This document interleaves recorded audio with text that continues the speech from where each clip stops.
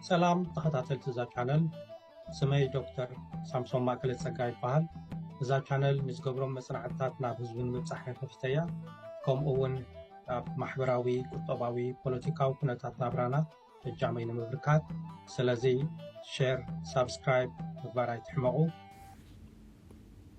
ንሎሚ ድማ ርእይቶይ ኣብታ ተዘክሮታት መስፈን ሓጎስ ተዘንቱ መጽሓፍ ገበ መስፈን ሓጎስ بمتحببار بروفيسور عوت ኣብ 2023 ዝተሓትመት An African Revolution Reclaimed A Memoir of Eritrean Freedom Fighter መስፍን ሓጎስ ትብል ኣገዳሲት መጽሓፍ ጽሒፉ ኣሎ ንመስፍን ሓጎስን ፕሮፌሰር ዓወትን ድማ ነዚ ተበግሶን ስራሕን ብልቢ ከመስግኖም ፈቱ እዛ መጽሓፍ ኣብ 457 ገጻት ዝተዘርግሑ 10 ምዕራፋት መደምደምታን ካልእ ተወሳኺ ሓበሬታን ዝሓዘት ኮይና بمسرته نهوت مسفن حقوس أب قالسن حرنة إرتران دحر ناصنتن تزونتيا بعابي أون التامت حف نحرنتاو تاريخ إرترا بعين مسفن حقوس تجلس أقداسيت سندة كابزب مقصال أب تامت حف زلوني رئيتون حسابن بمقان جيزة أب 3 كفالات كأربع فتني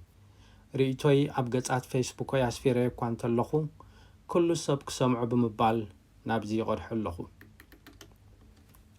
أبزي نايلو مقدماي كفال بزعبا السلالفا مسفنن بزعبا سورا إرترا أبكال أي فرقي سوساتاتن بمنصر تامسفن حقوس دنبرا حمشي تكفلي كدسسي التامس حاف نحد حساي قوني حبرت سبنا بفلاي دما أب سدت بداهي خوين النازلو بزعبا نفسخا بزح زي مزراب زبل أمر تجمر إذن بزحات أب قالس استساتفو تاريخومن تاريخ هاجرومن كيزنتو نزحلفو مستذكر كغير زلو نجر مخانو يسوتكا بفلاي نزمت نقفيتا هانا تخخون كاب ناب سبات ناب نجرات كتكورن سنفلت أتاو ترايزا كونه نخالقت أسر مسفن حقوس دسعبو صحفتنا أقداس مخانو تجنزب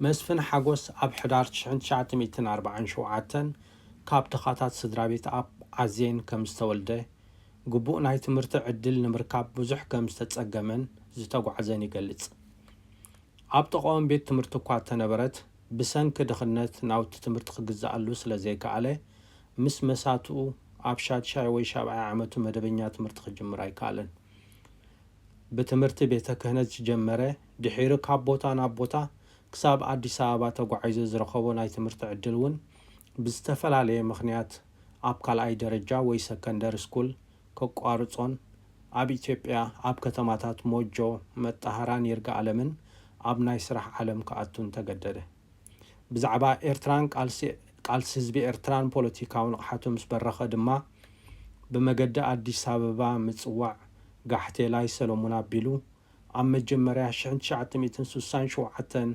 نابت بخفلتات تمقاقيلو زنبرة قالسي إرترا تتصنبيرو انتو خونه اتي عب 4 خفلتات تمقاقيلو زنبرة تقارلو حرنيت إرترا نمسفن بقطتا نابت زمتصلو علاما خسلو فيكالن كاب إثيوبيا حزبو زمتص ورقت مجمريان رابعي تخفلو كوانتا أركبه بقطتا تقبلو يكالتن وكوادا قال خبابالات رابعي تخفلي بعين ترطرا رأيوه دحر قال سومونات متصباي والداي كحساي عززي حمشي تخفل زنبره ناب حمشي تخفل تقبله بزي ودبو تادراو تعليم مسرتاو نقرات كابو صوتو تماهيرو دما قالسو جمره كاب علة مسلاف جميرو سورا إرترا قالناي مفلاي ويزي متأممان أنفت كم زنبرو مسفن حقوسي قال حبر نعبنت مجمريا خاب أديس أبابا حيزو زمت أورقت نعبالات رابعي تخفلو كوانتهابهم بعربن تقرن تزاريبهم أبتو وانت مسفن حقوس زي زاربهم قانقواتات مالتي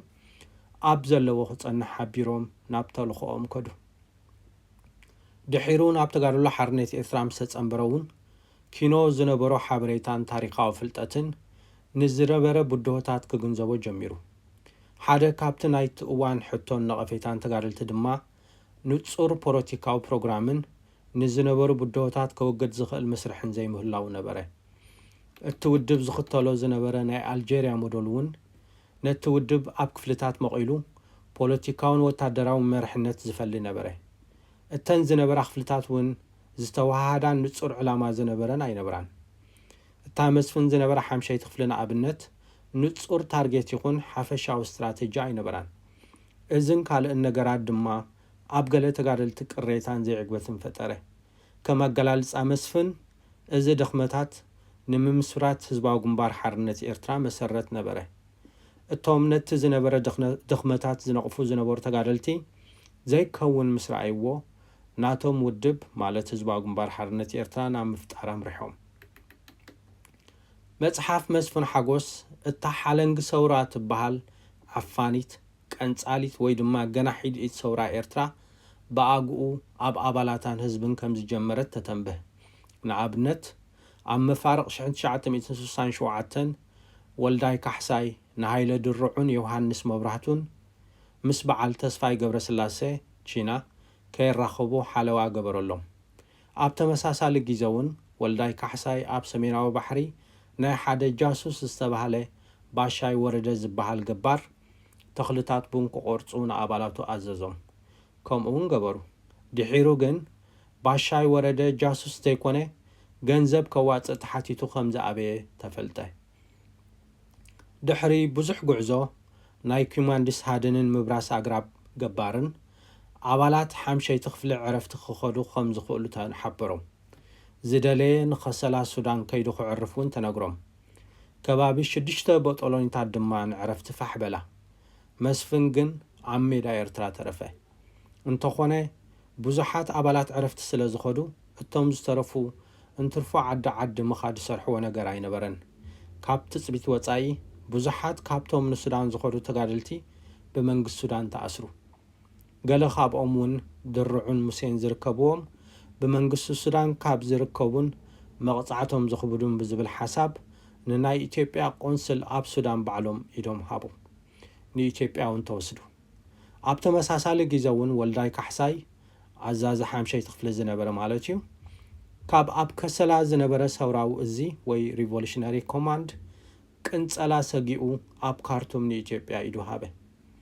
ሰውራ ኤርትራ ድማ ብሰንኪ ናይ ሱዳን ዕረፍቲ ብዙሓት ምኩራት ተጋደልቲ ከሰረ።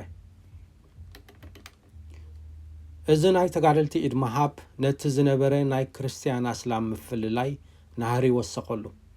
እቲ ናይ ሱዳን ፍጻመ ንገለ ሓለፍቲ ተጋድሎ ሓርነት ኤርትራ ክርስቲያን ሰውራ ኤርትራ ኸዲዖም ናብ ኢትዮጵያ ኢዶም ሂቦም ናብ ምባል ወሰዶም። እዚ ድማ ፈላላይ ፖለቲካ ወይ ሴክተርያን ፖለቲክስ ኣጓሂሩ ነቲ ኣብ ልዕሊ ክርስቲያን ተጋደልቲ ዝነበረ ዘይ እምነት ምውሳንን ወይ ኤክስክሉዥን ቅንፀላን ንዳድ ወሰኸሉ። መስፍን ከም ዝጠቐሶ እቲ ቁፅሪ ክርስቲያን እናዓበየ ኣብ ዝኸደሉ እዋን መመሊሶም እንዳተነፀሉ መፁ። ኣብ መጨረሻ 1967 ድማ ሰውራዊ እዚ ነቲ ተኸሲቱ ዝነበረ ፈላላይ ፖለቲካ ከተጽንዕ ካብ ከሰላ መርማሪት ኮሚቴ ሰደደ። ከም ውፅኢቱ ድማ ናይ ሓላፍነት ስርዕ ተገብረ። ኣብርሃም ተወልደን እቲ ኣብ ቻይና ዝስልጥን ዝነበረ ኢሳያስ ኣፈወርቅን ድማ ኣዛዝን ፖለቲካዊ ኮሚሳርን ሓምሸይቲ ክፍሊ ኮይኖም ተመደቡ። ብድሕሪኡ ነዊሕ ከይጸንሐ መስፍን ወታደራዊ ስልጠና ንቻይና ምርሐ።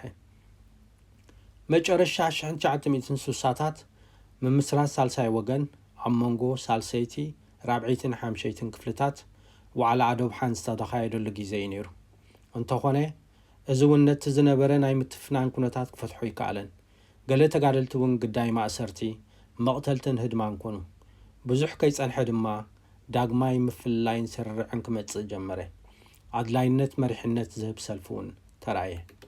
ብሓፈሻ 1960ታት ሰውራ ኤርትራ ፈላላይ ፖለቲካ ወይ ሴክተርያን ፖለቲካ ዝሰረቱ ፍልልያት ዘይምትእማን ተራእየሉ ግዜ እዩ ነይሩ ክበሃል ይከኣል። ሰውራ ሓንጎፅጎፅ ዝመልኦ ህይወት እኳ እንተኾነ ሓደ ሲሶ ካብቲ ንንየተሉ ቃልሲ ኤርትራ ከም ምዃኑ መጠን ነተን ንሰሜን 30 ዓመታት ኣንጻር መግዛእቲ ኣብ ምልክት ሕቶ የእትወን። ብተወሳኺ ንኡስ እኳ እንተኾነ ሓገዝ ዝተፈላለያ ሃገራት ዝነበረሉ ግዜ እውን ነይሩ።